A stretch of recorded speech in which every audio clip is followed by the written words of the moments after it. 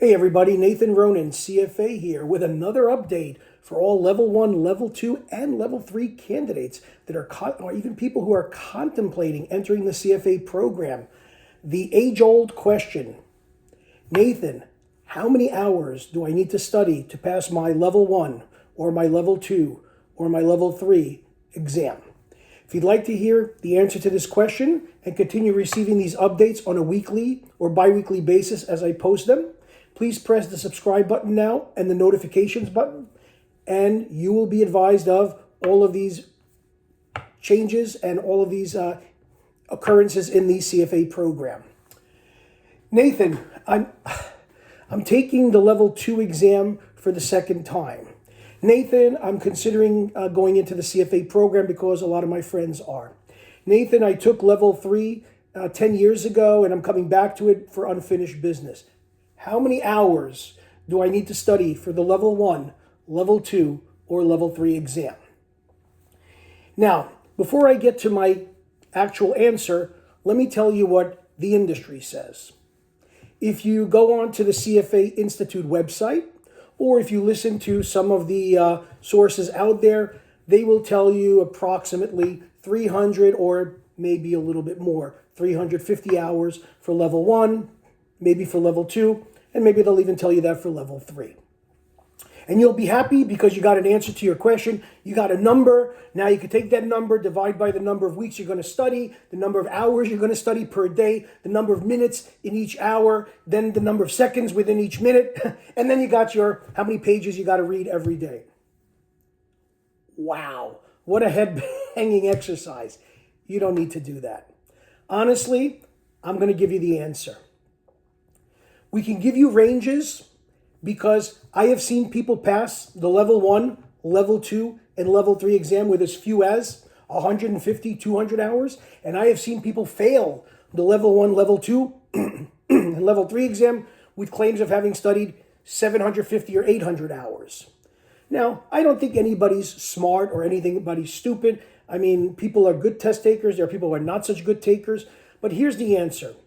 The number of hours that you commit isn't as important as the quality of the time that you're spending.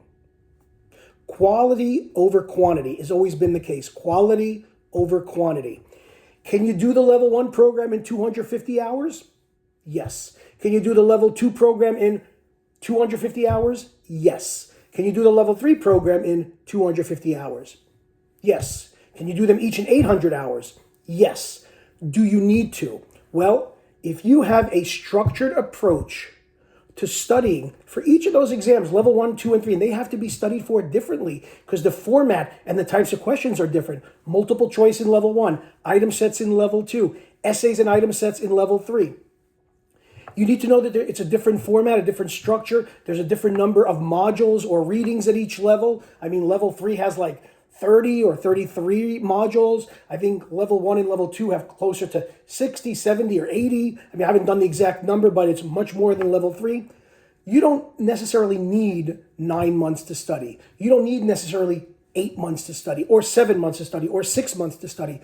You just need a structured study plan, a structured approach, and have the ability to be guided and mentored. Because if you're asking these questions, you're obviously not comfortable with just doing it yourself. And doing it yourself is fine, but why put all of it at risk and have to retake the exam? Because that's a lot more time, and see all the things that you may have been doing wrong the first time when you did it yourself.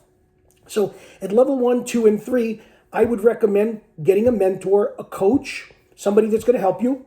Moi, me, yo. And I would be happy to help you to do that. And we'll sit down on Zoom. We'll do a study plan session based on your exam date, based on your background, based on your work experience, based on the number of hours that you can commit to studying per week or per day. And we're going to lay it out in a 6-pronged approach. And therefore, John's study plan is going to be different from Kim's study plan. And Kim's study plan is going to be different from Jane's study plan because everybody is different. Just telling you 250, 800, 700 hours is just giving you a number to get rid of you and make you think that it's either a lot of work or doable. The CFA Institute averages at about, based on their surveys, at about 300, 350. That's fine. But you got to look at what's involved here. Doing mock exams, doing practice questions, reading materials, all of that adds up. But again, everything is based on quality of study, and we're going to determine that when we do our study plan together. Okay, and that's what I really recommend to you at level 1, level 2, and level 3. Stop looking for a silver bullet. 300 hours and I will pass. 400 hours and I will definitely pass. 800 hours and I will know more than anybody, including the authors of the readings, and I'm going to pass this exam. It's not the number of hours, and I keep saying this to all of my candidates.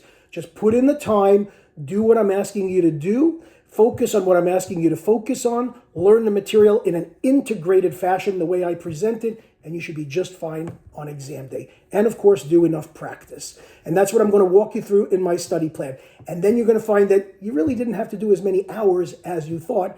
And yes, you did need to use certain kinds of materials and know how to use them. So that's what I'm going to say for now. Don't get married to the number of hours. Get married to the quality of studying and the quality of time that you're putting in. And don't worry about the numbers, and you don't have to worry about a lot of math either. Okay? Talk to you soon. Hope you'll check me out at chalkandboard.org. That's CHALK, chalk, CHALK, and AND, board, BOARD, chalk and board, one word, .org.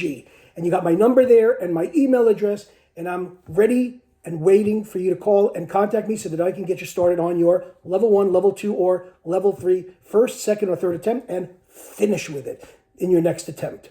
All right, look forward to hearing from you. Good luck on your exams if you're taking them in February, May, August, or November, and all the best.